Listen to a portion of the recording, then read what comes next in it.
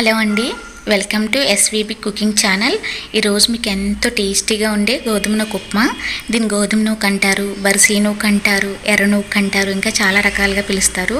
ఇది మనకి ఎంత ఫేమస్ అయిన అన్నవరం ప్రసాదం కూడా ఈ నూకతోటే తయారు చేస్తారు. దీంతో మీకు ఉప్మా ఎలా తయారు చేయాలో చూపిస్తాను.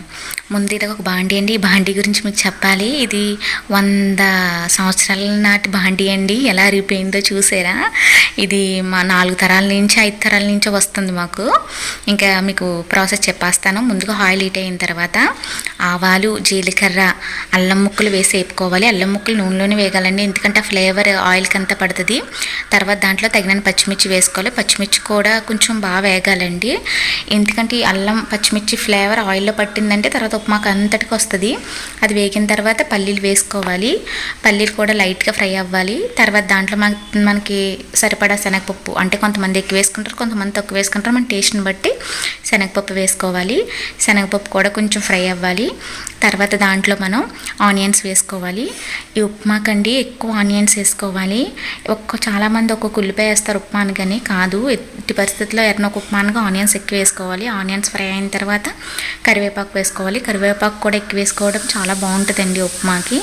తర్వాత ఈ ఆనియన్స్, కరివేపాకు ఇవన్నీ కూడా బాగా ఫ్రై అవ్వాలి. ఎలా అంటే మొత్తం ఉల్లిపాయ అనేది కొంచెం డీప్ ఫ్రై అవ్వాలి.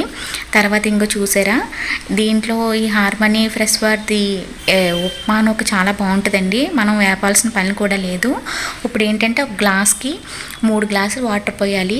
2 గ్లాసులు వేసుకోవచ్చు. బాగా పొడి పొడిగా ఉండాలంటే 2 గ్లాసులు వేసుకోవచ్చు.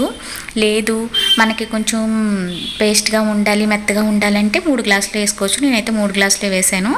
ఒక గ్లాసుకి 3 గ్లాసులు వేసి మనం కలిపేసుకోవాలి. కలిపేసుకున్న తర్వాత ఇదిగోండి హై ఫ్లేమ్లోనే పెట్టాలి.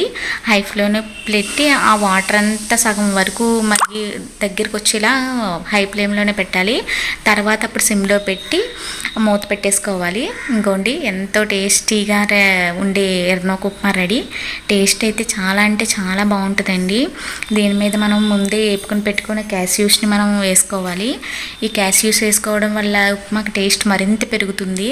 ఇది చాలా హెల్దీ, చాలా బలం కూడా ఈ ఉప్మా. చాలామంది కూడా ట్రై చేసి, డైట్లో ఉన్న వాళ్ళు కూడా ముఖ్యంగా ఉప్మా ట్రై చేయొచ్చు.